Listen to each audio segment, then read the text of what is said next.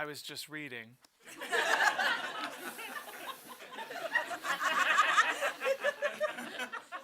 Hello, I'm Steven, which you probably know already because I'm the only person in this show. But there aren't any programs, so I mean. I love programs. Mainly, I love programs so I can read the bios of the actors in the show, so I can see if I've done more shows or less shows than them, so I can know if I'm superior or inferior to said actors. I love programs. And I love my mom. That's Danny. That's really sad when you can't really tell the difference between the kids.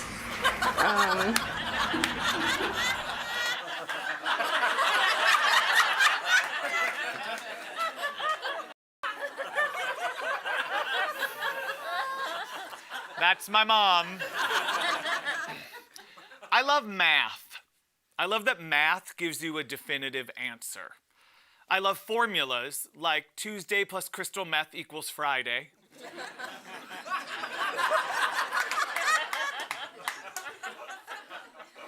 I love lady bus drivers. And I love, love, love TV special opening numbers. Do you remember specials? The multicolored special sign would appear and then spin out at you with a dink-a-dink-a-dink, dink-a-dink-a-dink, dink-a-dink-a-dink special. And then the star would emerge.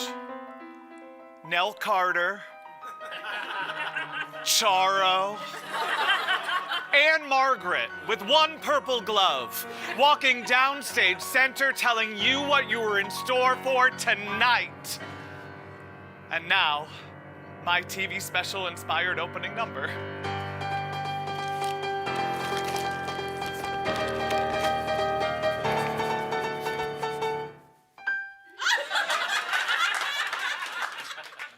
Crystal methamphetamine, won't you stay away from me?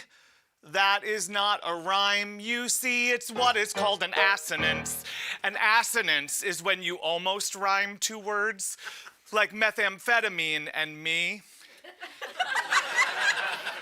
Een, e. It's used an awful lot in popular music. Will. When I do methamphetamine, I would suddenly feel free.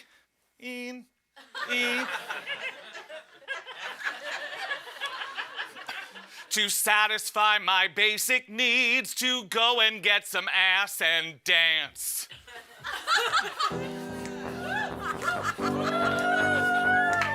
Some basic terms for you.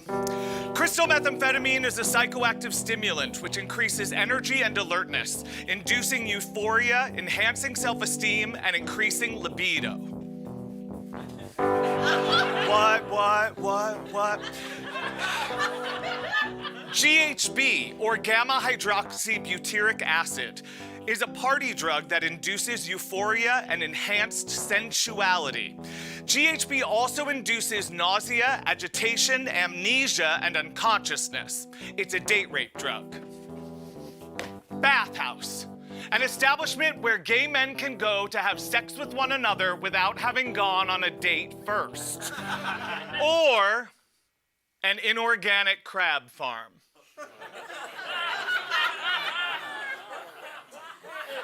I need a samba beat.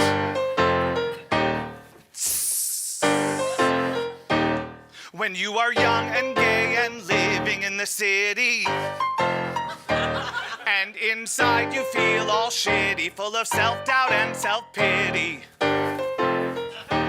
there are places for your going to ebb emotions that are flowing. There will be cocks for all your blood. Just kidding. Just kidding. It's a little too crass, a little too soon. What is it that you need to know? I was a middle child, full of emotional neglect. Middle child, nothing further to inspect. It's Wagner and excuse. excuses. That is not why you're here. You're here for a show. With stories of sex and hilarious jokes. Stories of moms and drug-addled folks doing crank speed, Tina, or redneck cocaine. They've got glass, Chrissy, ice, shards, or meth on the brain. Cause there's only one drug that promises scores of rotten brown teeth and venereal sores. Come on, everybody. You know what I'm talking about. Crystal methamphetamine. Now it's time to set the scene.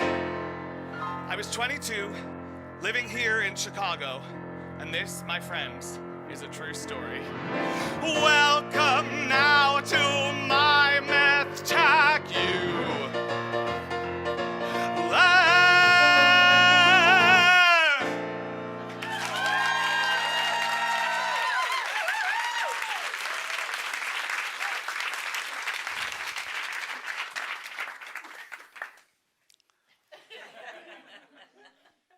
Do you want to hear a story?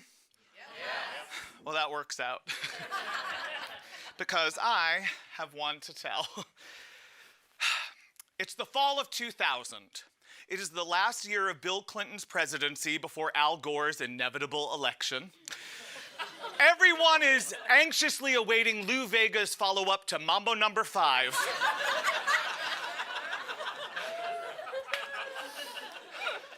And my college boyfriend has dumped me.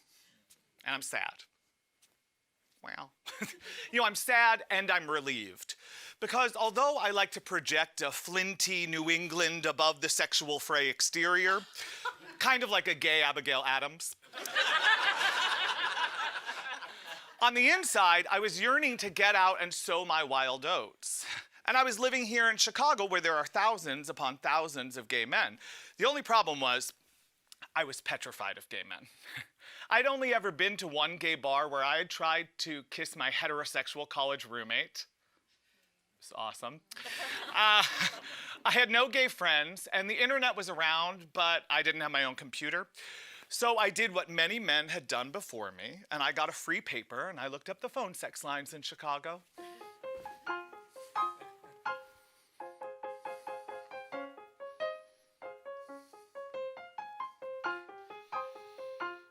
I loved the furtive search of the Chicago Reader, flipping past reviews of American Beauty. Oh, I need to see that. I love Annette Bening. Oh, there's a rock and roll show playing downtown. We should totally. Free will astrology. Oh, what? Gay phone sex lines.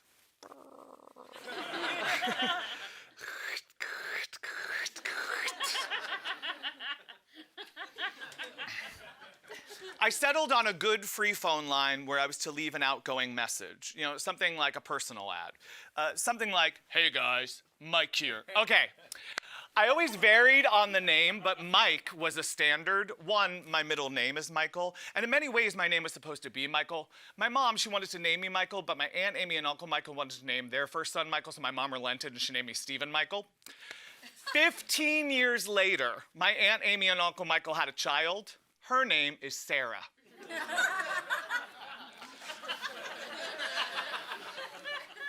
Hey guys, Mike here, 22, 5'10", lie, I'm 5'9", 155. No, that's a useless lie. I just love the idea of being a little bit skinnier than I am. And hey, say what you will about crystal meth, but if you're a 32-inch waist pant and want to wear 29-inch waist pants, I have the weight loss program for you.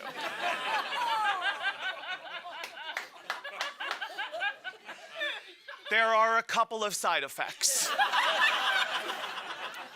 Hey guys, Mike, and I used to keep that message in this low and masculine growl because heaven forbid I sound gay on a gay phone sex line.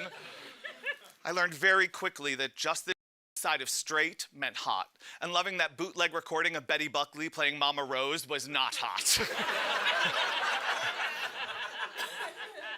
By the way, if any of you are free later, I would love to play the Who's the Best Mama Rose game with you. I always start at one, I end at another. Bernadette, Ethel, Patty, Tyne Daly, Linda Lavin. They all get their moment in the sun now and then, Imelda Staunton. But if we're going to be honest with one another, nobody gives diction like Angela Lansbury. Have you heard the opening song of Anyone Can Whistle? It's called Me and My Town. It's available on iTunes for like $1.29. It is totally worth it. She sings, "Everyone hates me, yes, yes."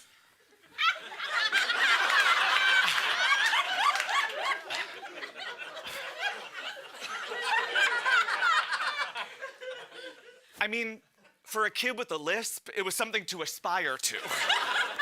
So butching it up, I would give my stats and what I got into because I was, at this point, technically a virgin. Which brings me to the great gay virgin debates. I am of the opinion that giving blowjobs to 40 or so people makes you not a virgin. But according to many, your virginity is not lost until the big guy moves into the choicest real estate. And for the gays, that is through the back door, so I was a virgin, if only under a technicality.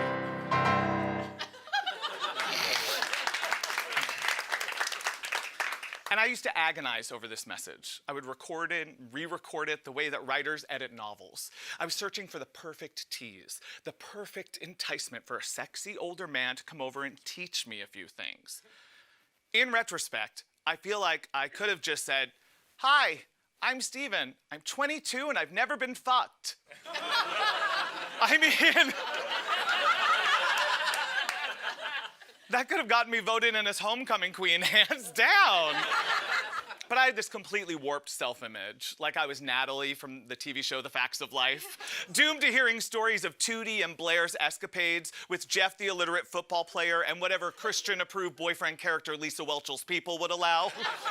But this is not ultimately about the great Mindy Cohn, who taught us so much with a smirk about a girl's pain in an all-girls school and how she used humor to cover it up.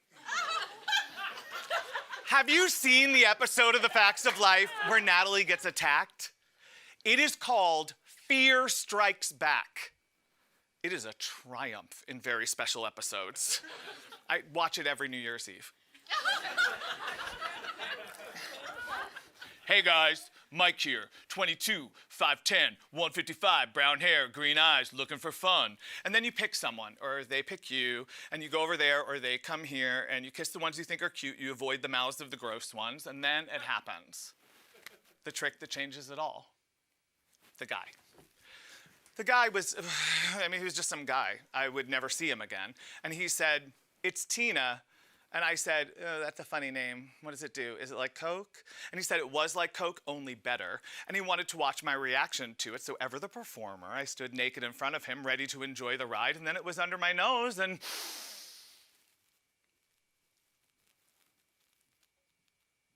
I am the single most attractive person to ever walk the planet. There is no talent I don't possess. I am smart, funny, kind, precise, virtuous, and the masturbatory fantasy of every man I've ever met. Whole world revolves around this moment. There is nothing wrong with me. There is nothing wrong with me. There is nothing wrong with me.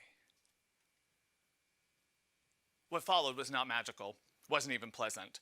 He tried to have sex with me. I was a virgin, so his attempts hurt, and then he kicked me out. And I felt amazing!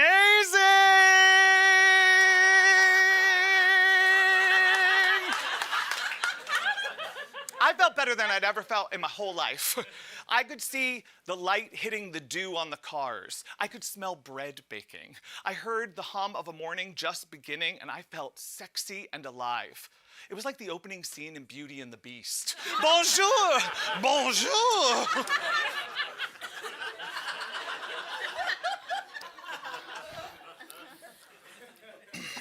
When I got home, I lied down on the couch with my eyes closed, unable to sleep.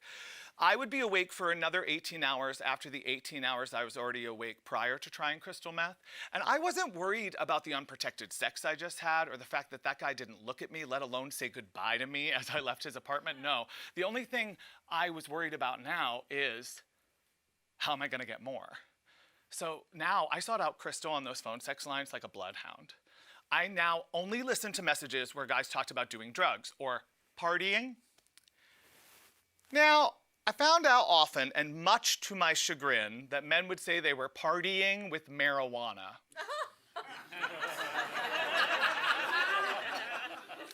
I never cared for sex on marijuana. If I were to smoke pot, I preferred to eat ice cream or a steak-'em salad and watch Pete's Dragon.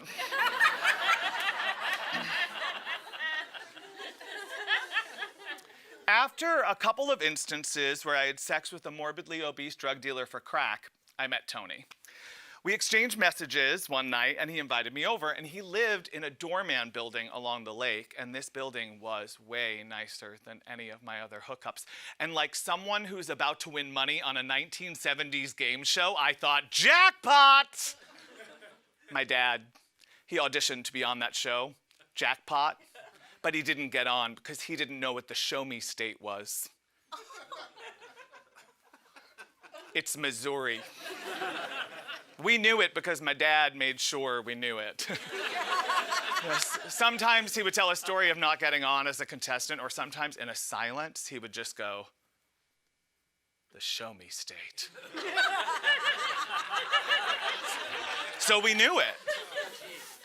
And a sidebar to my sidebar, many years later, I would be a contestant on Who Wants to Be a Millionaire, where I won $16,000. Thank you very much. I went out on a question about Duchamp's The Fountain. So you know if I raise kids, they're gonna know all about that too, just in case. And a sidebar to my sidebar, my mom was a contestant on Bowling for Dollars. She actually got the call to be a contestant while she was still pregnant with me, and she won $10 and a middle son full of charm and grace. So I'm in the cab, and the luxury high-rise is growing as my destination in the distance, and all at once, the Wizard of Oz singers are there. You're out of the woods, you're out of the dark, you're out of the night. He will have tons of drugs. Step into the sun, step into the light.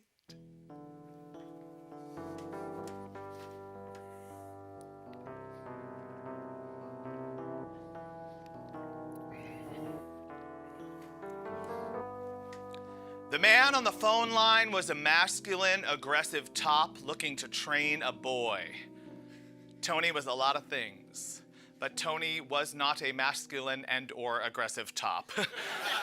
He was more like a high school math teacher. Salt and pepper hair, glasses, and a doughy but amiable demeanor. This was not the first, nor would it be the last in a series of letdowns in seeking out fantasy sex. Countless times, I would get over to a guy's apartment and I would learn just too much information about them. Like, the walls of the leather dungeon lined with a dusty Precious Moments collection.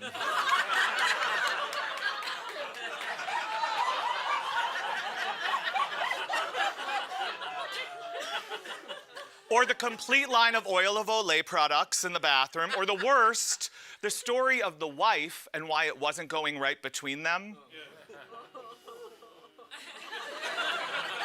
I think I know why.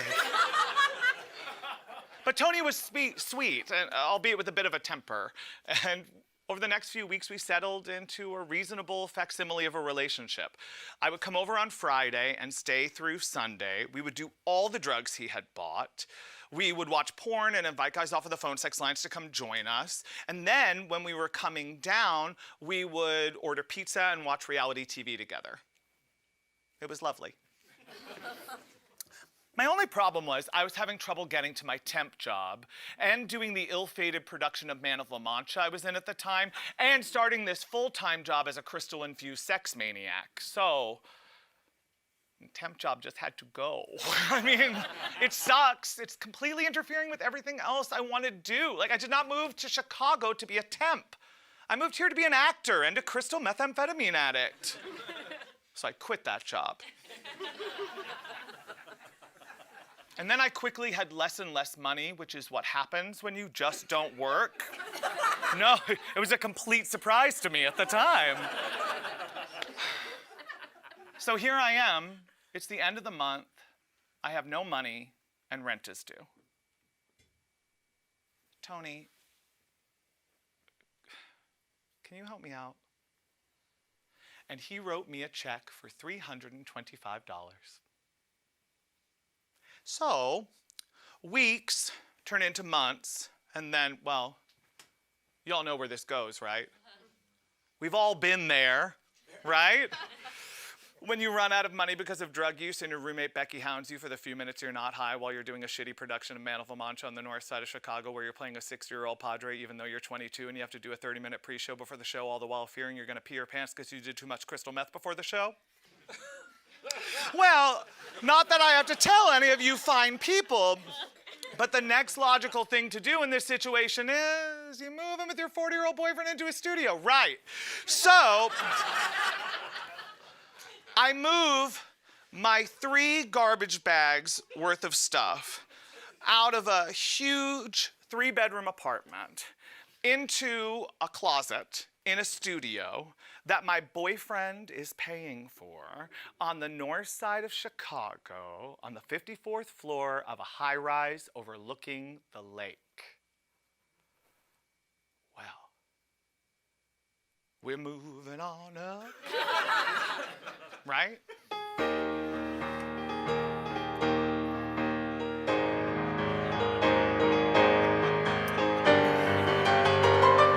One night, I finished a rehearsal for that poor, ill-fated production of Man of La Mancha, and I began a walk home. It was a nice night out. It would take me about an hour or so. Now, this is before cell phones were in my life, so I stopped at a payphone to call Tony to tell him that our uninterrupted sex and drug fest would be beginning post-haste.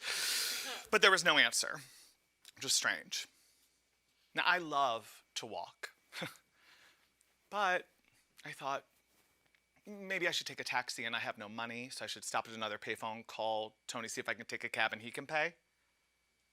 No answer. I had left my keys at home, but I knew the doorman on in the lobby, so I just said hi without a care and got into the elevator to take the now very familiar trip up to the 54th floor.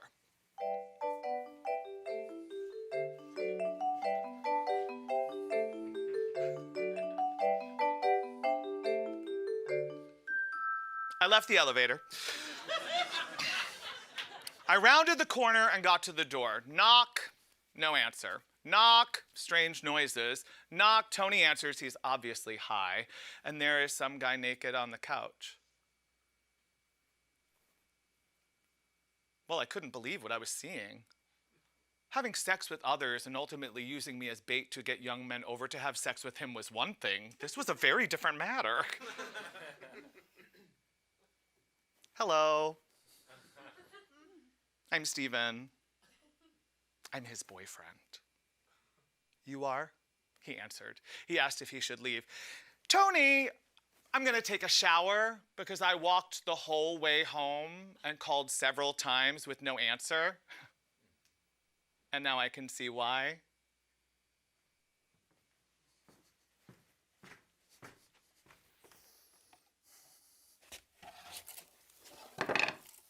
I took a shower. And I sang the songs of the great cabaret artists. I opened with, "You're mean to me. Why should you be so mean to me?" I followed it with, "I am walking out in the rain and I am listening to the low moan of the dial tone again." And then I turned up the water. Very hot. Oh, God, jeez.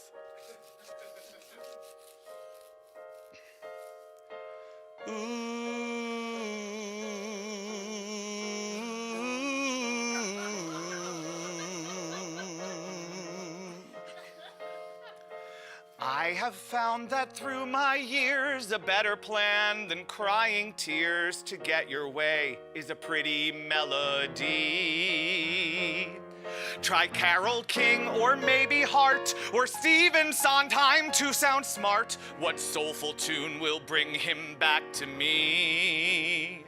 I need a sad, sad, sad, sad love song, so he'll feel bad, bad, bad before long. If I sing a sad, sad, sad, sad love song, he'll know what to do.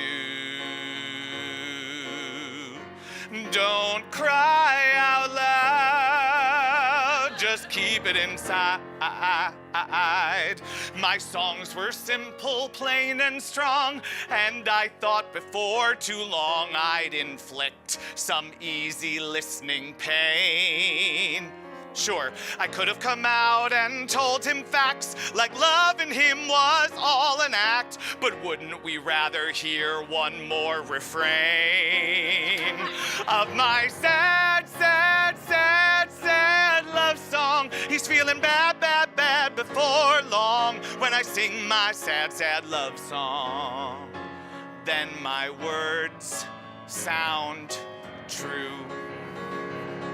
I'll ply the sky with my sigh and cry, and no so high he'll find out why hurting me was a really stupid move all by myself. He's gonna be sad, sad, sad, sad love song. I'm feeling glad, glad, glad before long, 'cause I sing my sad, sad, sad, sad love song as my sweet fuck you. Fuck you.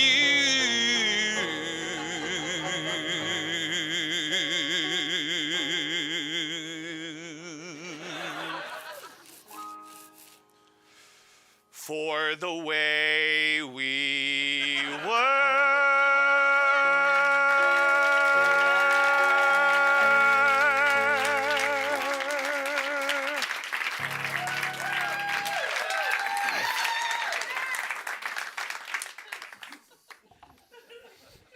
And then I dried off.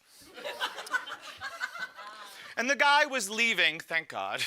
And I shut the door behind him. Tony,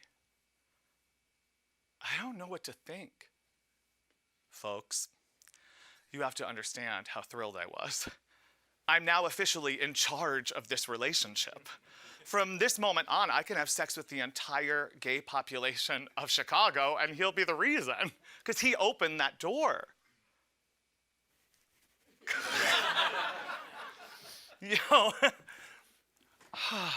I did more than my share of drugs on this night. We started inviting over the guys that I wanted. So, for the next few weeks, I had sex with hot guys with Tony. And then I had sex with hot guys without Tony. And then I got caught repeatedly in his apartment, for which I paid no rent. Well, I needed a place I could entertain.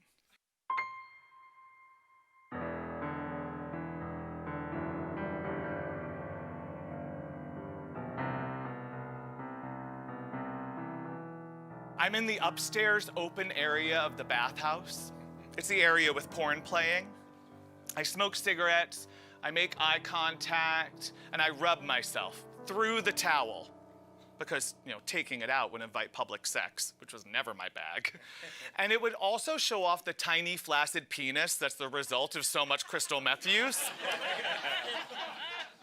So I preferred through the towel, suggesting a huge mass that was awaiting them. And then, when I got someone, I charmed them with my kindness.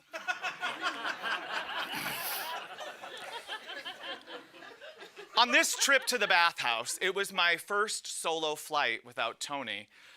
I met a couple, and they were from Indiana, which was great because that meant they wouldn't know Tony, and they wouldn't tell Tony where I had been. And then they produced 3 needles, one for each of us.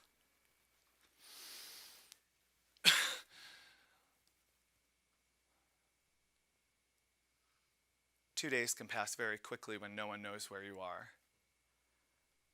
I remember sex and paranoia. being so scared that Tony or my mom or my brothers would find me that when I was having sex in a sling, I put a towel over my head so no one would recognize me for 2.5 days. When I got home, Tony was beside himself. I mean, he hadn't seen me in almost 72 hours. He thought I had died.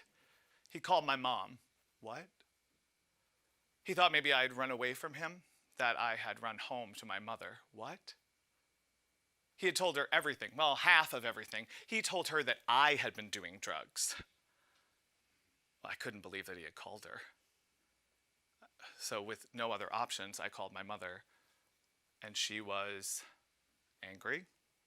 She was scared and worried, and she wanted to know if I was okay. She wanted to know how this had happened. She said, "Come home." I told her I was fine, and I hung up the phone. My mother knows I've been doing crystal meth.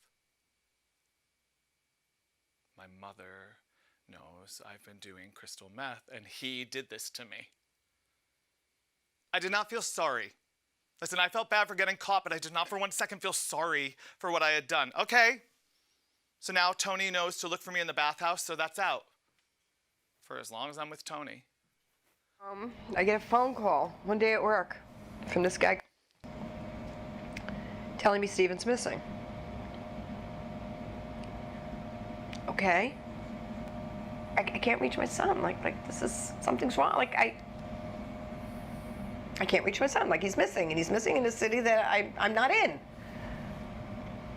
I couldn't work. I was back and forth making phone calls, I called the police.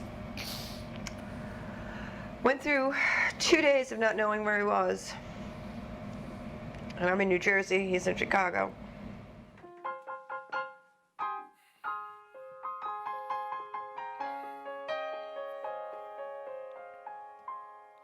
Months go by of the same boring, drug-addled, sex-fueled life.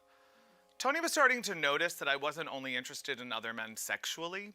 I was starting to wonder, why can't I have a normal life where I do crystal meth all the time with someone my own age?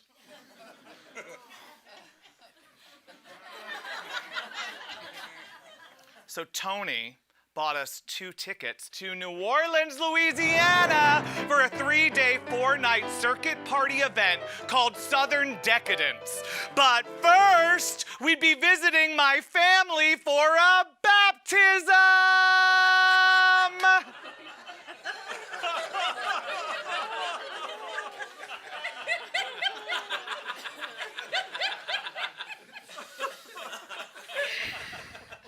My cousin had given birth to twin boys, and my mother strongly suggested we attend. If I was going to be living with this man who my mom now felt so close to after my disappearing incident, well, he would need to meet the family, and it was high time I attended a family function again, so. We would go to New Jersey first, and then to New Orleans for the rest of our Labor Day weekend. Now, if anyone in my family knew that anything was up, no one let on to me. Tony did very well with my family. He was funny, he was charming. I have this one really vivid memory from this visit. So we're each holding a twin. And Tony is going on and on about wanting to raise kids.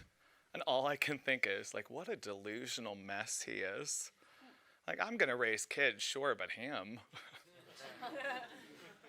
He's a drug addict.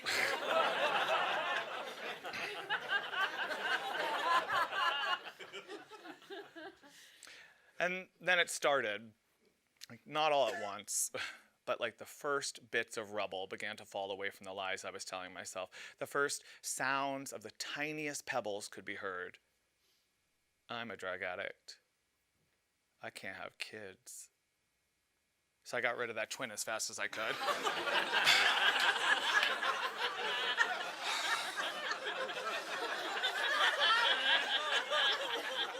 I went outside and I lit a cigarette. My mom followed me out asking what was going on with the drugs. She said, "You're not still doing drugs, are you?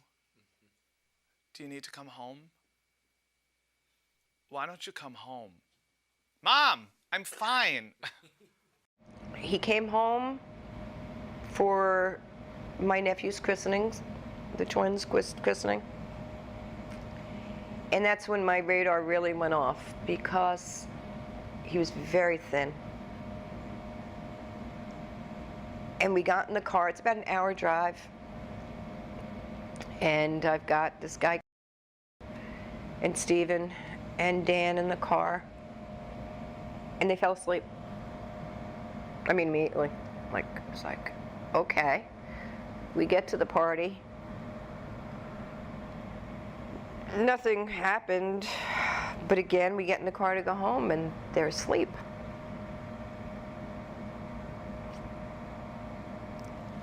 He said he was okay.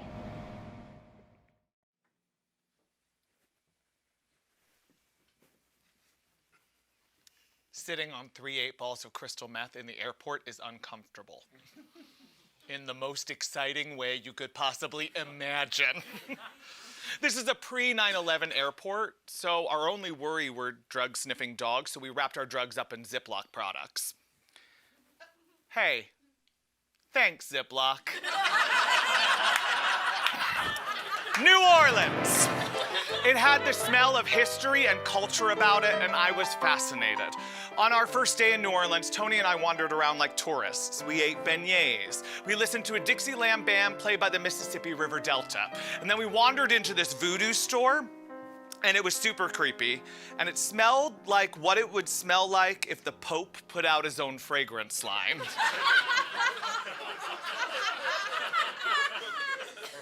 Absolution for men and boys. Thank you so much. Thank you, and thank you. Thank you very much.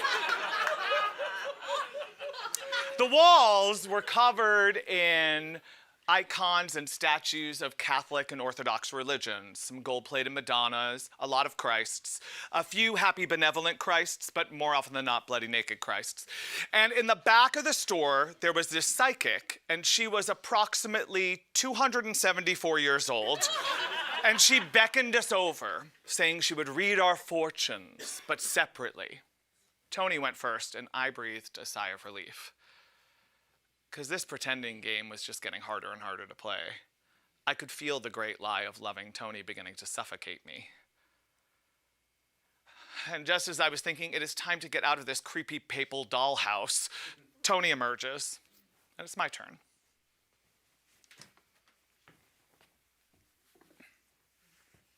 Upon closer inspection, she isn't so decrepit. She's withered, but she's not corpse-like as I had first thought. She actually looks kind of tough. She flashes this toothless smile and says, "You're a Capricorn.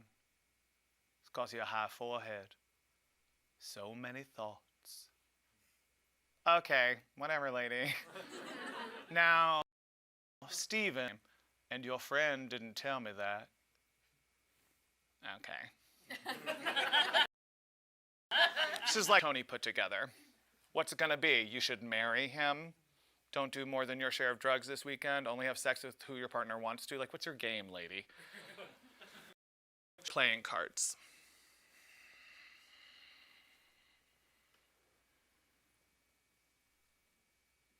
Shut the door.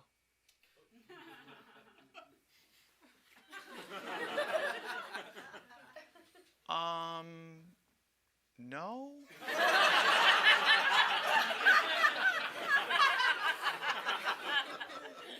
Shut the door, hon. It's all right. I shut the door. You have to leave him. You have to leave this life.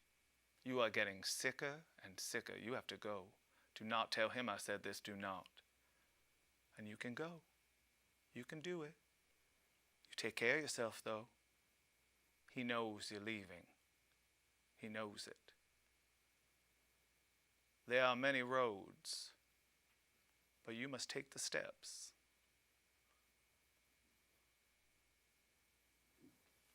And who knows what she meant really? I mean, she could have meant, don't be gay, it's a sickness, go to Jesus and your mama now run. But I heard what I needed to hear. A little hint of a glimmer that maybe this life wasn't for me. Maybe this wasn't where I belonged. If she is alive today, I wish her bountiful gifts of steel hips and young lovers.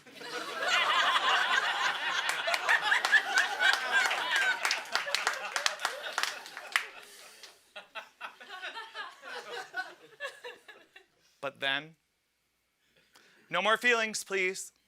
Sex, please. Drugs, please. So 2 days of relative fun, and then it's 1 in the morning and the GHB overdose is in full effect. And when Tony was high on GHB, he could get violent, but in the way that a 5-year-old gets violent. He threw tantrums in the style of a drunken sorority girl who didn't want to leave a party. But just not on this night. I tried to calm him down. I sang to him, and that helped for a bit. He loved my voice. He told me I was beautiful when I sang.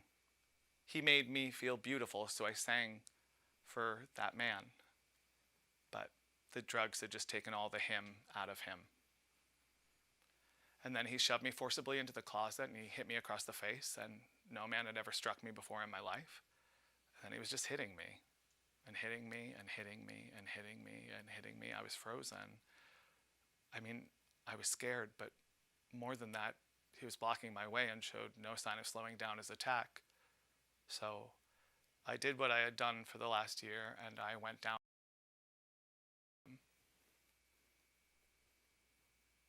And then he relaxed, forgetting he was angry, and he quickly passed out. I calmly wrote a note that said, "You hit me. I'll be back, but not for a while." I grab all the drugs that we have left and I go. I'm just this side of an emotional wreck, but I managed to get myself to the bar we were at the night before. And on my way in the door, a guy says, "Hey, awesome." He asks if we can go back to my hotel room. No, my boyfriend's passed out there. He says he's staying with a friend nearby. Great. So we get up to this beautiful, sumptuous apartment. The air is musty and thick with humidity. I take about a second to take this in before my clothes are all off. He says something like, "Hey, slow down, we're in no rush." And I sit down on the edge of this tiny bed. And he looks at me and says, "Did you know Napoleon slept there?"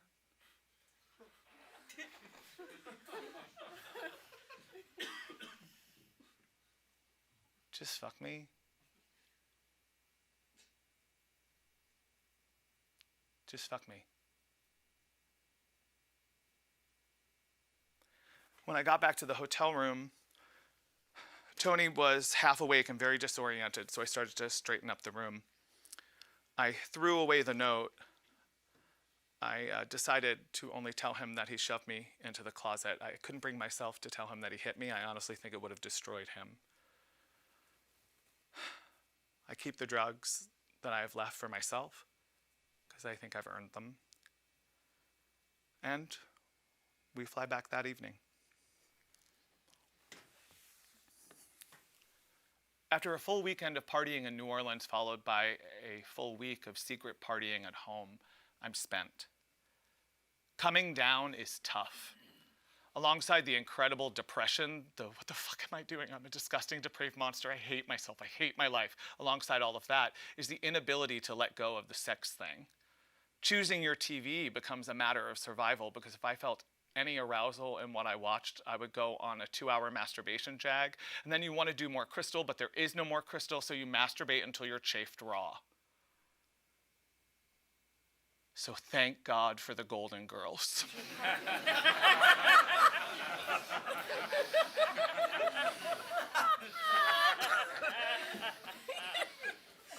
Every morning, when I was trying to stop doing drugs, between the hours of 8 and 10 a.m., Lifetime, television for gay crackheads coming down,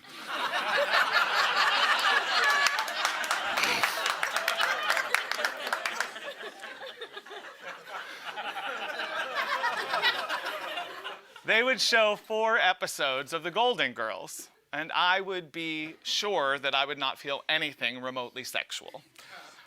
So one morning, Tony's getting ready to go to work, and I'm watching my Fab Four gals talk about postmenopausal hilarity, when an announcement crawls across the bottom of the screen, and it says that a plane has crashed into one of the towers of the World Trade Center. And it scrolls by again. And then we changed it to NBC, and then we saw what we all saw. We watched as the towers fell. And then Tony went to work, and I paced the apartment watching footage alternating with porn. It's my 9/11. It's the day I decided to leave Tony. A few days later, I called my mom, and I told her how scared I was of Tony and his temper, and how he was the reason I'd been doing drugs all along. And she said, "Come home." "No, Mom, I'm fine. My friend Rachel says I can stay at her apartment." And then I went home and I told Tony I was done, and he cried through a clock across the room and begged me to stay. He said he would go into treatment. Well, you should. He said we could both go. No, you need treatment. I'll be fine. Thank you. And then I packed up my closet while he was at work, and I moved my stuff to my friend Rachel's apartment. And then I booked a job as a swing understudy for a big hit show here in Chicago. And I got a job in the box office of that theater. So I was going to be fine. I lived with Rachel, and I had a job. I used to take these long walks along Lake Michigan. And I would listen to my CD man. I would listen to Sean Colvin or Dar Williams or Joni Mitchell. And they were all singing songs about a second chance, and I would sing along with those songs because I knew I was done with that shit. No more crystal meth for me. So here you are, all alone again, completely on your own again. And what is it that you were looking for? Again. Some sex, some fun, some travel on someone else's dime. You had a good time for a little while, for a little while. You've got to change, you've got to choose, you've got to change or you will lose yourself. You gotta change or you will lose yourself. So I went and tried this 12-step meeting that a friend of mine suggested I attend. All I remember from it is that this woman with this exorbitantly long braid, an overall cut jeans dress, and a giant wooden crucifix came up to me, and I was like, "Get me the fuck out of here!"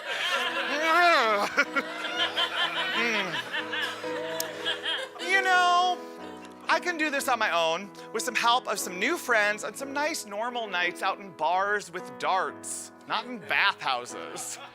Yeah, this is it. Here you are on your own again, and here you are all alone again. It's a chance to be a better man than before. Again. Just go out, make new friends, have a drink, and you'll think it will be all right. Yeah, this is change.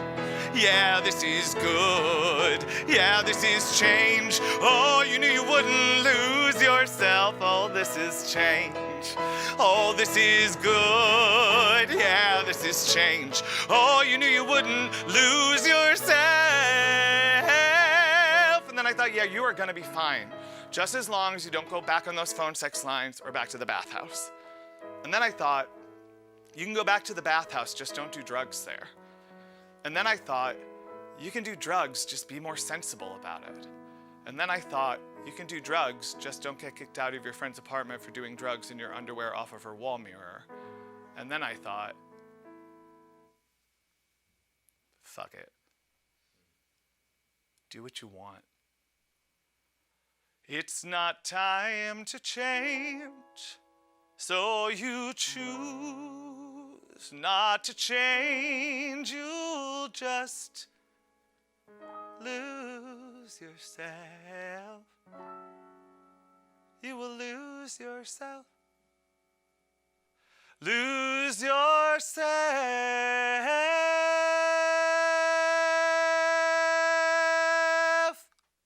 Not knowing what Steven was up to was hard, but I gotta be totally honest. out of sight, out of mind sometimes because you're living your life. And I mean, I would worry. There was a Mother's Day while he was in Chicago. I never heard from him. Steven and I were close. I mean, like, we may not have money, but we talk. And to not hear from him on Mother's Day was awful.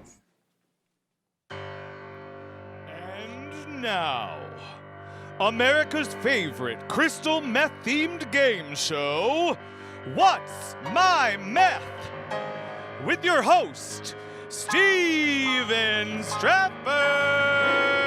Hello, hello, hello, hello, hello, hello, hello, hello, hello, hello, hello, hello, hello, hello, hello, and hello. Welcome to What's My Meth, America's favorite crystal meth-themed game show. My name is Steven Strafford. I'm your host. Let's give a big round of applause to our two contestants joining us up on stage.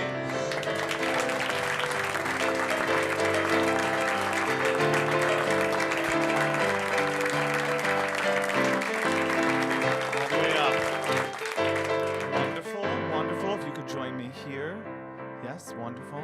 Excellent. If you could join me on the other side. Thank you so much. Hello. Welcome to What's My Meth. What's your name? Sarah. Sarah, where are you from? Florida. Oh. Well, you know, but do you still live in Florida? No, I live here now. You are a tale of redemption.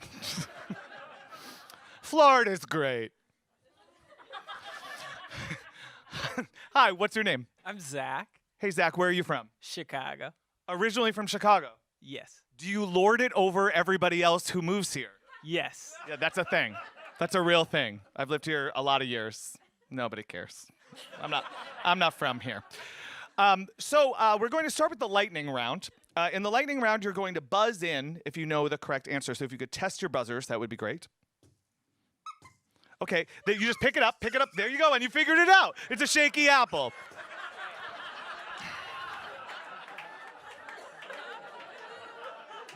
It's very good, very good, very good. You can place it back though, place it back. Family Feud rules, you know? Yes, okay, great. All right, are you ready? Okay, great. Question number 1. Name 3 of the 4 facts of life girls. 3 of them were mentioned in the show thus far. Sarah. Nat, Blair, and Tootie. That is correct!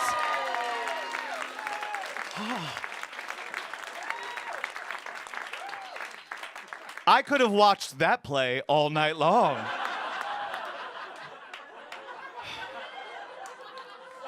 Of course, the last Facts of Life girl was Joe Polnicek, grippingly and touchingly portrayed by Nancy McKeon. All right. There's nothing on these cards.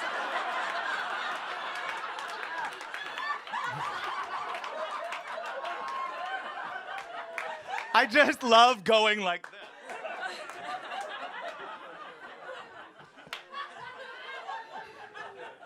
I find it satisfying. All right, question number 2. It is 4 a.m. You've been awake for 3 days. There are voices coming from the toaster saying, go outside, have more sex. What is the next logical thing to do in this situation? Zach? Go outside and have more sex. Oh my God, Zach. In the hat, with the shirt, with the talking, but I am taken in this world, and I just can't do it. But I really appreciate it. I'm just too vulnerable. I'm just too vulnerable right now. No, that's not correct. Sarah. Go to sleep. Oh, if only that were an option, Sarah. Not an option. The answer the judges were looking for is you take apart the toaster and find out where the voices are coming from. Take apart the toaster and find out where the voices are coming from.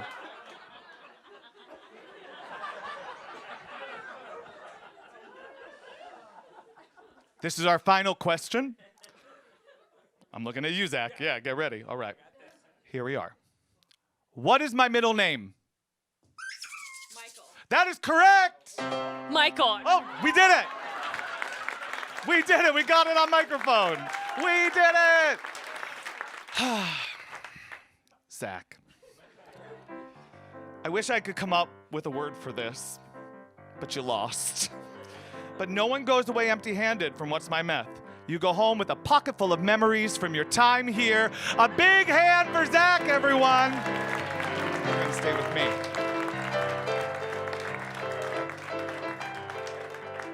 Sarah, please join me up in the isolation booth. We're now moving on to our speed round.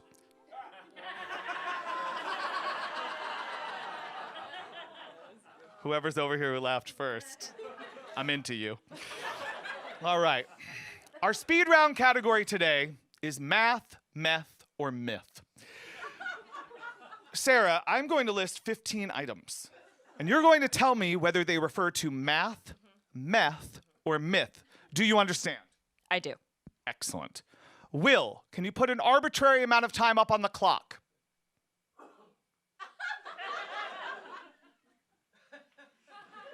Thank you, Will. Will, start the clock. Gods and goddesses. Myth. Subtraction. Math. 8 balls. Math. Dealers. Math. Muses. Myth. Proofs. Math. Pythagoras. Math. Correct. Pegasus. Myth. Flaccid penises. Math. Medusa's multiple heads. Myth. Multiples of 3. Math. Multiples of sores. Math. Outliers. Math. Liars. Meth. No, I'm sorry, we were looking for Lyres. That is myth. Myth. Myth. You've really got the crowd on your side. They were mad at me. And liars. How is it spelled? Liars. Meth. That is correct.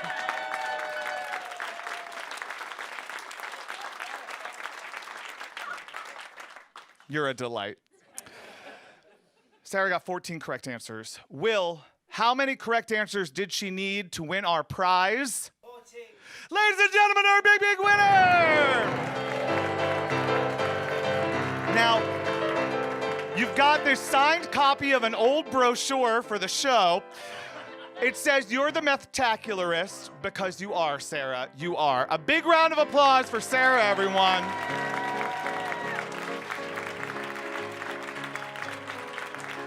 Thank you so much for tuning in to What's My Meth, America's favorite crystal meth themed game show. I'm Steven Strafford, your host. Please stay tuned to our next scheduled program, Who Looks the Most Like My Aunt Ellen?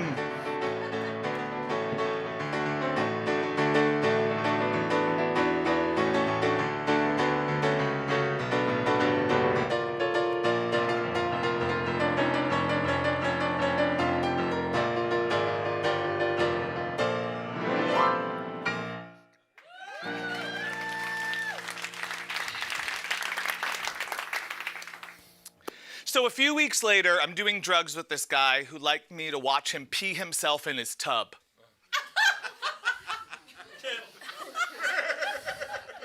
Nothing more, nothing less.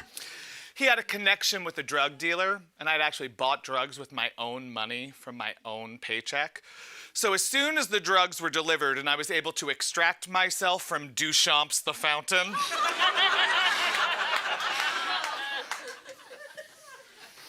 I went over to Man's Country, my favorite bathhouse.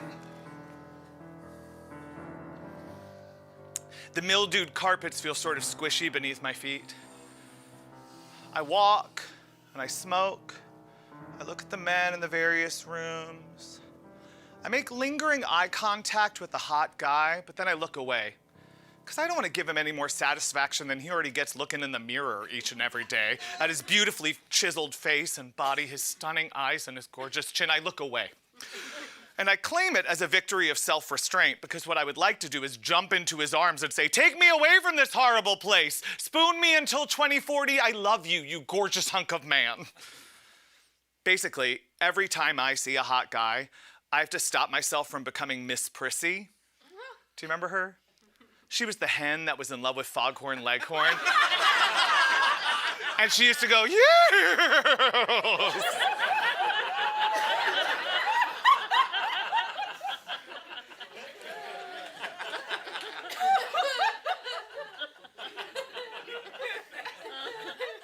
They used to show her womb in those old cartoons as a rotisserie spit with cobwebs on it.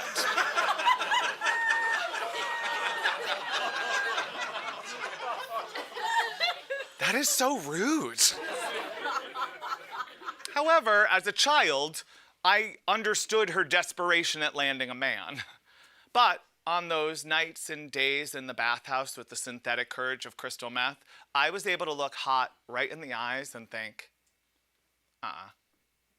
let him follow you. Besides, hot guys, they never have drugs. They are competition. They are not partners. That is a free lesson for you. You're welcome. So I cruise past the hottie, and round the corner is Ed. And he's leaning in the doorway of his little cell of a room. And as I'm now an expert in this area, I'm able to see that he's on GHB. He's swaying in his doorway, listing, really. He gives me his best bedroom eyes and then falls down a little bit. He's around 6'2", very handsome, and it is just about to pass him by. He looks tired. So I put my arm around him and I steady him down on the edge of the mattress-covered platform that passes for a bed in his room, and then he quickly passes out. Folks, in the room, visible, are many, many bags of crystal meth. And there's like $400 or $500 just laying out in cash. You're out of the woods, you're out of the dark, you're out of the night. So I lie him back down on the mattress, and I run to the bathroom, and I splash some cold water on my face because it's decision time. In the Choose Your Own Adventure version of this story, you either A, go back to the room, steal the money and drugs, set yourself up for maybe 2, maybe 3 weeks, or B, go back to the room, make him think you care about him, and then he'll take care of all of your drug and sex needs. When you're at the precipice of something new, a new job, a new relationship, a new source for your crystal meth, I recommend that you take a moment. Check in with yourself. Ask yourself, is this job, is this relationship, is this new source for my crystal meth the direction in which my spirit wind wants me to go? I also recommend that you splash some cold water on your face and check yourself in the mirror. Now, this is obviously helpful because they do it on TV dramas and movies. In moments of great crisis, you have to remember your moral training, so I hearken back to Hill Street Blues and LA Law. I splash some cold water on my face, and I check myself in the mirror. Now, I'm careful to avoid my eyes because of my self-loathing, and my incredibly dilated pupils freak me out. But I'm an actor, so I look like I look at myself in the mirror. And then I make a decision. I head back to the room, and I sit with him for a little while. And when Ed wakes up, my new life begins. He says I should come over this weekend. We exchange numbers, and I feel like I exhale for the first time in weeks. After months of couch surfing or sleeping at the bathhouse or grinding out these one-night stands, I needed some stability. A whole weekend in one place would be awesome. And when I found out that Ed wasn't just a heavy drug user, but a drug dealer,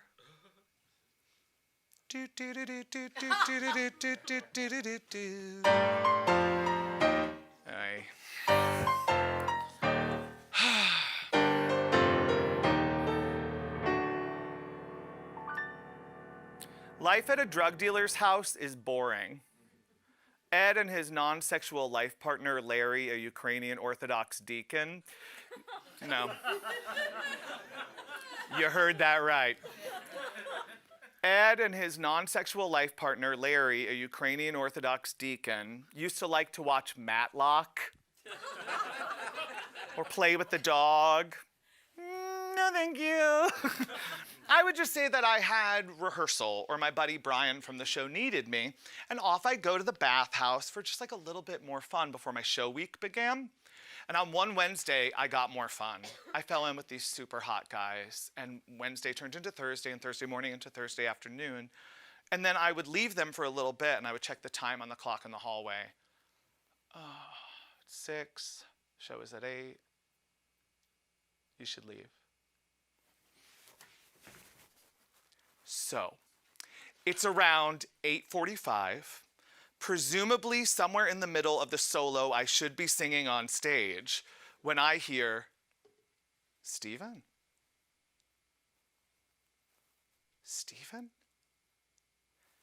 At the doorway of the room where I was handcuffed to a St. Andrew's cross, which is the X kind, not the crucifixy kind. At the doorway of that room was the executive director of the theater where I was working. Yeah, I know. It seems improbable, but I'm a guy that comedy just sort of finds. For example, once I was talking to a friend, I was complaining, and I said, well, that's my life. Ba-da-bop, ba-da-bop, and then a car went, honk.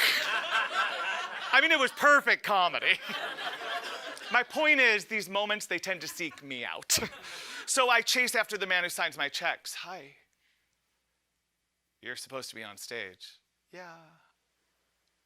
But I could just take care of you and we could keep this between us. It's over. I'm fired naked in a bathhouse. Ta-da. So I go deep underground for a few days, and when I emerge, I haven't slept in a while, and I'm totally broke, and I don't want to see Ed until I've slept at least a little bit. So I ring my buddy Brian's door at 4 in the morning, and I ask if I can stay there, and he says I can't. And so then I ask if I can borrow his ATM card just so I can borrow $20 to spend the night sleeping at the bathhouse. And I borrow $200. I tell him I borrowed $20, and he doesn't find out until his rent check bounces. Yeah. This comes out at the theater where up until recently I have worked, and it prompts the director of the show, who had been my mentor, to write an email to me that simply said, you're a liar, a thief, and an addict. Until you get help, that's all you'll ever be. So I showed that email to Ed, and he told me that he and Larry had been talking, and they thought that maybe I could move in with them until I got back up on my feet. Larry could see that Ed loved me and thought that maybe, we could all just give it a try. As Larry would say to me repeatedly, it was the Christian thing to do. So, let's check the tally sheet, shall we? Rent, 0. Job requirements, 0. Brian's or mentors or actor friends who will speak to me, 0. Drug dealer boyfriends, 1. Number of his non-sexual life partner, Ukrainian Orthodox deacons, 1. Access to crystal meth, unlimited. Things are awesome. I get up at noon and I shower for just about an hour. I sing the songs of Porter and Kern. La la la, la la la la la. La la la la la la la la la. I'm primped, I look pretty, still humming a little ditty from a show that I'm trying to learn.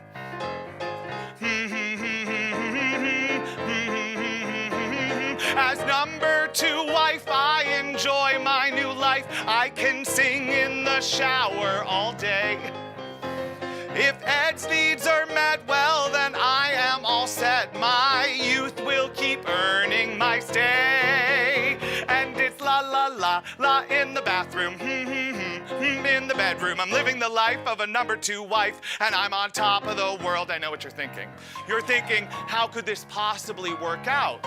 But look at Mormons. They seem happy. I keep it light, I keep it simple, and when I smile, I show my dimple, and Ed fills my every last need. And if sometimes I get lonely when Ed is with Larry, only I go to him with a plan that's guaranteed. I sing la la la, la time for drugs now, la la la, la time for sex. I'm living the life of a number 2 wife, and I'm on top of the world. Problem number 1, Ed and I have begun fairly regularly mainline injecting crystal meth. Maybe this isn't the best situation. My guest starring role leaves me cold. But Larry will soon be the X and Y. I'm great sex. My goods are not old like Larry's. Problem number 2, I've fallen in love with Ed, and he's begun telling me that he's going to leave Larry and get his own apartment with me. Drug break.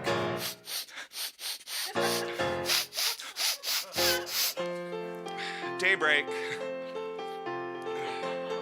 Drug break. Daybreak. Drug break. Drug break. After our 5th threesome and 6th fight, Ed leaves my side, it's Monday night, and I'm left singing all alone. After giving me a ride, he sleeps by Larry's side, and it confirms what I have always known. They'll still be here when I'm a memory. I've been just a bit of ephemery. I'm nothing but a flash in their pan. And before they sleep, I hear laughter from their happily ever after. Face the facts, Ed is Larry's man. La la la la la la la la. Problem number 3, Ed and Larry have gone on a vacation and I'm explicitly not invited. I'm high, alone, and pissed. And I'm living the life of a number 2 wife, and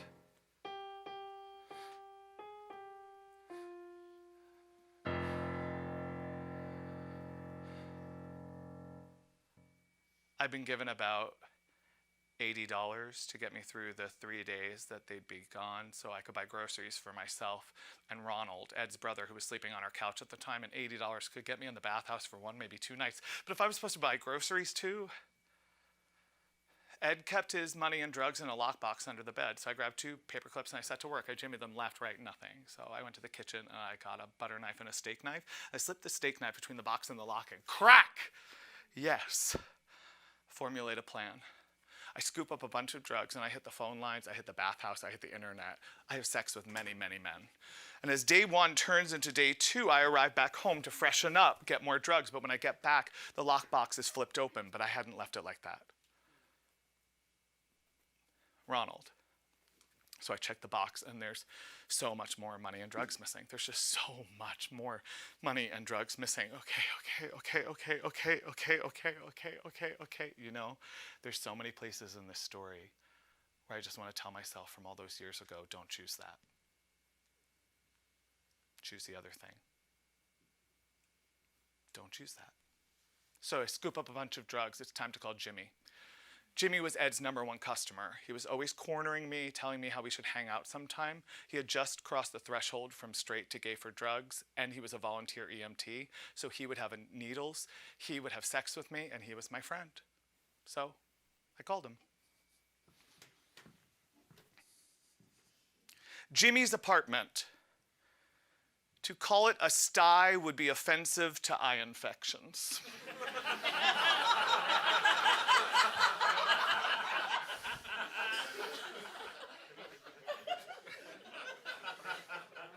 There was not a piece of floor not covered in some sort of filth. There were dishes stacked everywhere, and then there were Jimmy's cats.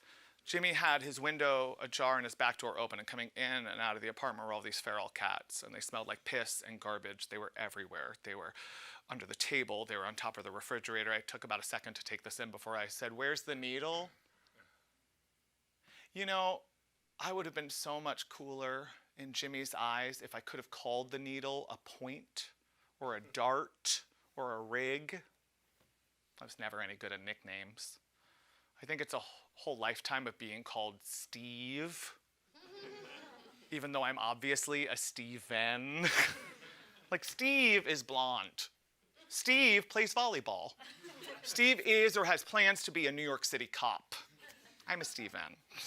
And I've always bristled at the too familiar, too quick types, like, "Hi, I'm Steven." "Ah, hey, Steve." And I think, I took the time to say the N. But maybe they're in a rush, or maybe they had a stroke between the first and second syllables, or maybe they just think we're super close friends already, but no matter what, I do not care for it. It takes a lot for me not to finish it for them. "Oh, hey, Steve." And this aversion to nicknames, well, it bled into my sex and drug life as well. Like, listen, I can call a penis a dick or a cock, but fuck stick? Johnson? Like, and do not get me started on gay men's use of lady part names for man parts.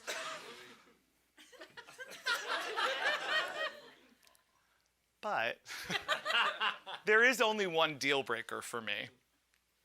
And it is a phrase for the male anatomy that I shudder to include in this show. And I mean, I'll talk about some things, you know, I don't mind. But this phrase is really just so gross. It's just it's like, okay, here we go. Sometimes older men would refer to my ass as a boy pussy.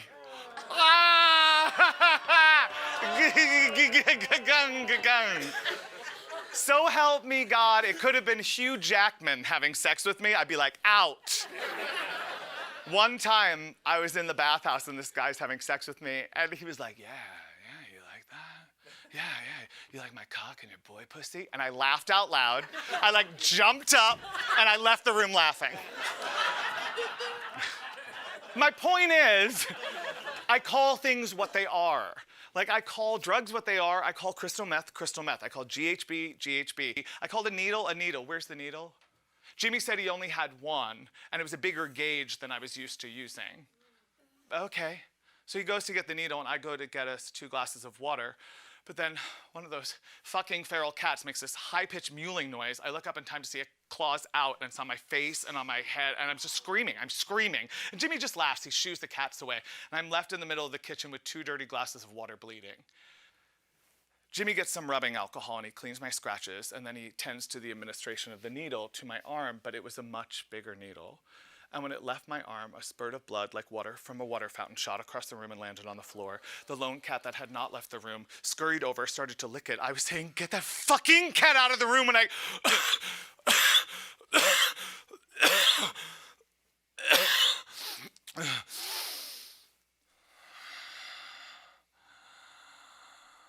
When crystal is injected directly into the bloodstream, your lungs get hit with so much adrenaline that you cough.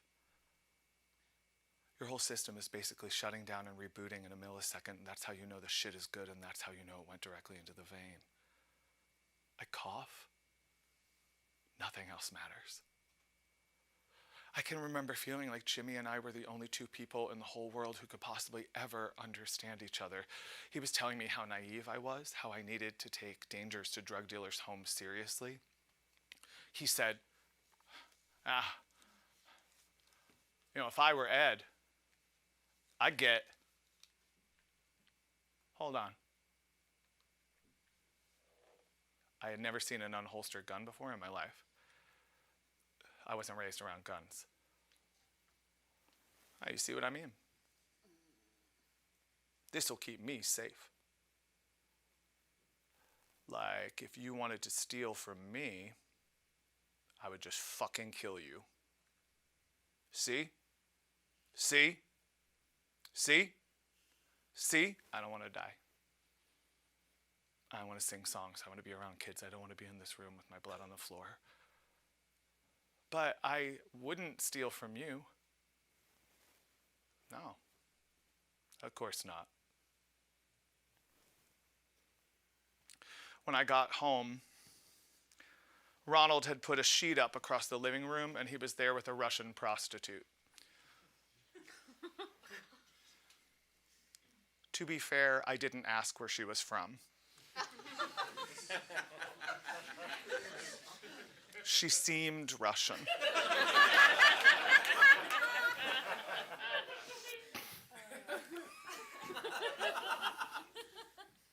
And then I went into my bedroom, and I sat and I waited. And Ed and Larry got home, and I told them what happened. I told them the truth. They were furious. But they said that I could stay if I paid them back. And Ronald, he lied and skipped town. And then I booked a job as a performer in a nightclub review, and it paid me really, really well. And I was able to pay them back in just about a month or so. And when Ed found out why I had stolen the drugs, he took me on a mini vacation to a lover's motel outside of Chicago. We stayed in a room with mirrors all around it, and we did just as much drugs as I had stolen, and we made love in our chlorine-scented pool. And although he would disappear for up to 8 hours during this trip, one thing was proven by the whole escapade: he loved me after all.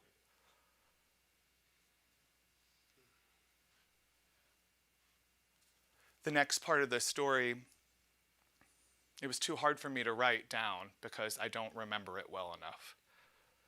I was regularly up for 3 or 4 days at a time. I was having psychotic breaks all the time. I was thinking that a camera crew was following me around or that animals were going to attack me from shadows. I was trying to balance 2 full-time jobs, as a performer and as a drug dealer's boyfriend, and they don't work. Ed was really into the idea that I was in a show at first, and then slowly he became indifferent, and then he resented it. And he was supposed to come to my New Year's Eve show at the nightclub, and he didn't. He disappeared for New Year's Eve, New Year's Day, and January 2nd, and January 2nd is my birthday. I was really sad. And I went down to the nightclub where I was working, and one of the cast members, she took me upstairs into the dressing room. She said, "We're going to cheer you up. We're going to do a Mad Lib." The opening line of the Mad Lib is my most vivid memory from this stretch of about 4 months. The opening line of this Mad Lib was, "The new dance craze sweeping the nation is the spina bifida."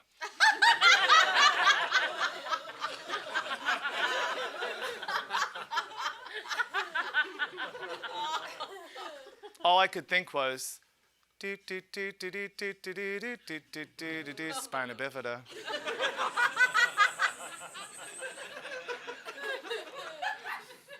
And I laughed. And then I realized I hadn't laughed in months. And then I started to cry. And then I could not stop crying. And then I realized what I had to do is I had to go home and I had to break up with Ed. And that's what I did. When Ed got home, I broke up with him, and then I instantly regretted it.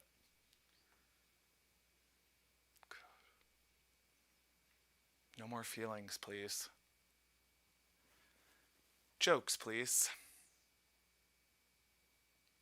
Jokes, please.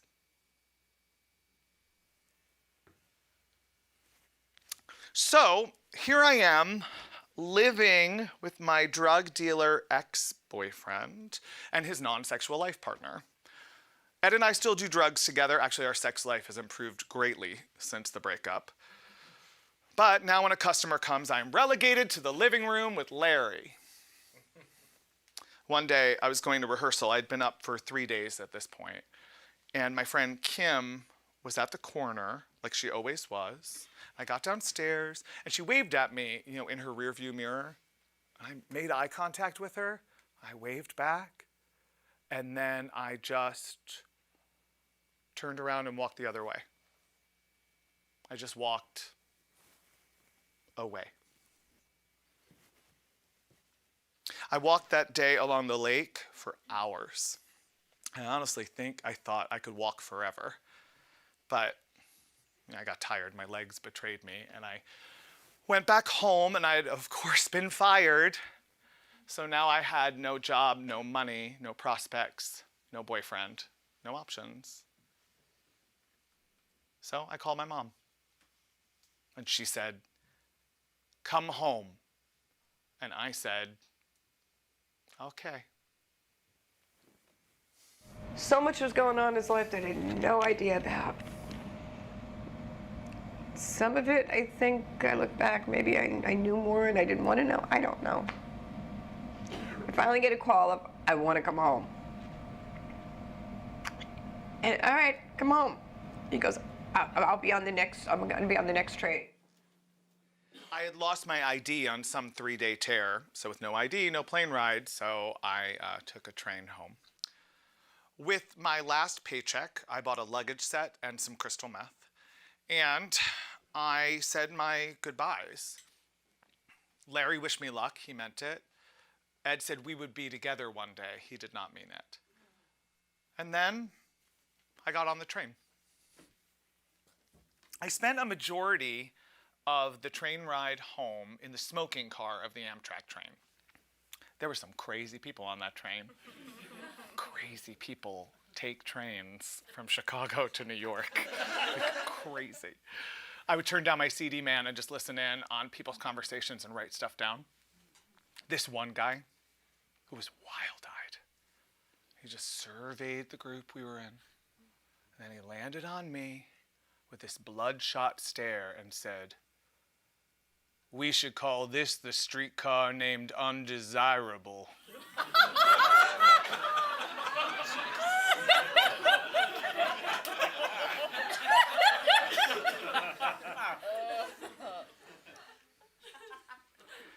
And then I was home.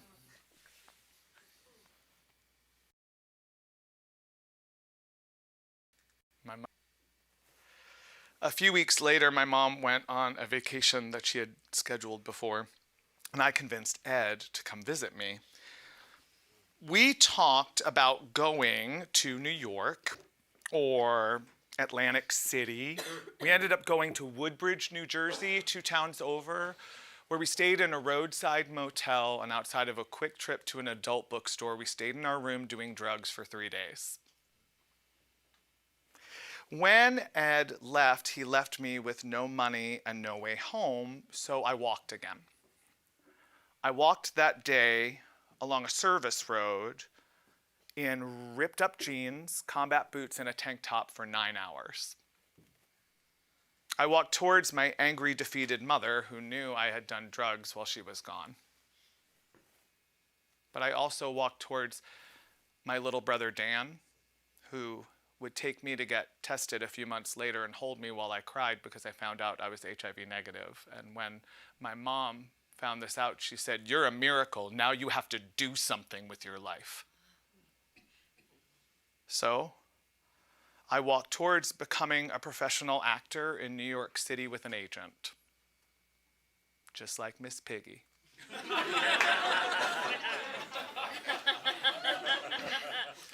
I walked towards opening night of Spamalot with Mike Nichols adding 3 lines back into the script that night. "Can you do it?" "Yeah, I can do it." I stood in a spotlight and Mike Nichols directed me. I walked towards destroying a relationship with my using and my drinking and my lies. And how that finally made me realize that I had to quit doing all of it.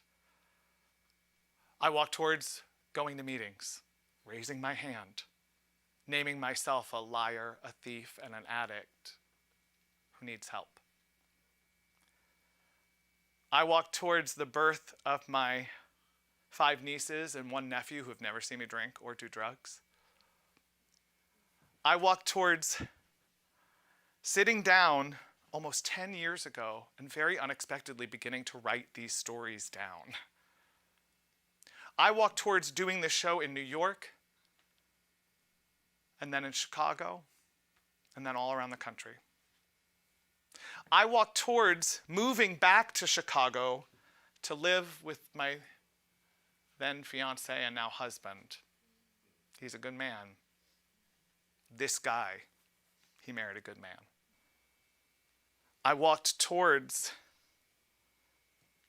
stepping out on stage tonight here at Steppenwolf with each and every one of you.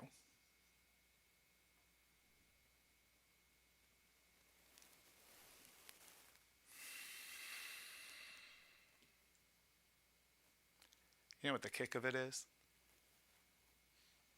I still want to do drugs. I'm probably going to want to do drugs for the rest of my life. But every time I tell this story with a little humor, it's a little further away. I probably would have called the show Honest Storytelling Tacular, but you know, like the posters would just be so terrible. Like,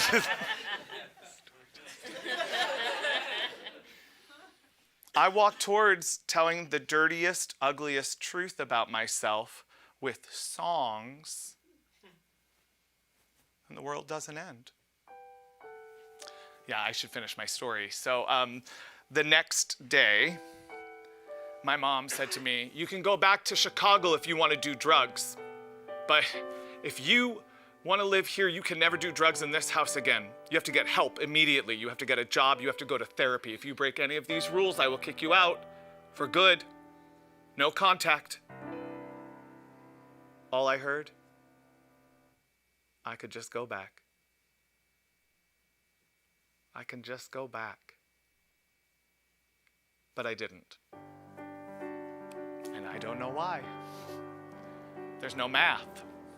There's no formula for that. There's no formula for who gets to recover and who doesn't. I really wish there were. I stayed and we fought and we cried, and then I went to therapy and we laughed and we hugged and we smoked 4 million cigarettes, and I grew up a little bit. I started opening doors to a life I would eventually start to lead. I just started to get better. And you know what?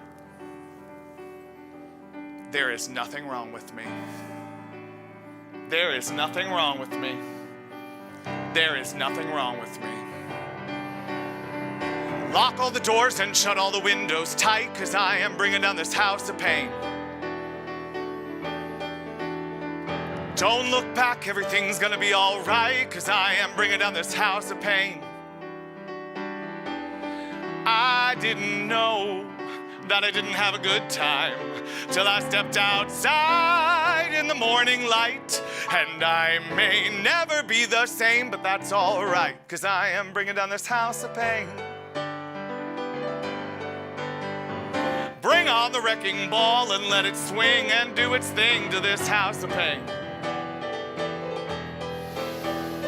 I've got some blue tip matches and a song to sing, 'cause I am bringing down this house of pain. I'm gonna give myself a little absolution. I'll pick and choose my sleepless nights, and I may never be the same, but that's all right, 'cause I am bringing down this house of pain. Critics' voices previously residing in my head, they found their way inside this house, I've locked them there instead. Successfully redressing all their names and the deeds I've done, I've set the charge to blow this place from here to kingdom come.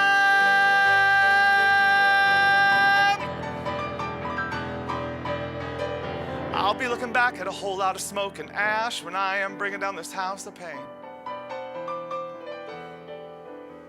There's a whole lot of hurt from a raggedy, dusty past. It's in the rubble in this house of pain.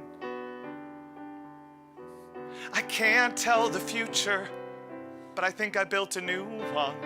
It's got a good foundation, it'll hold up tight, and I may never be the same, but that's all right, 'cause I am bringing down this house of pain.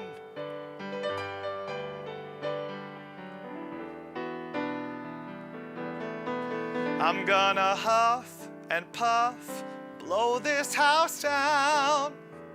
I am bringing down this house of pain. I'm gonna huff and puff, blow this house down. Oh, I am bringing down this house of pain. I'm gonna huff and puff, blow this house down.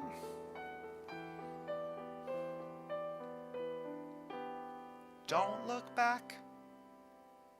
Everything's gonna be all right. Thank you.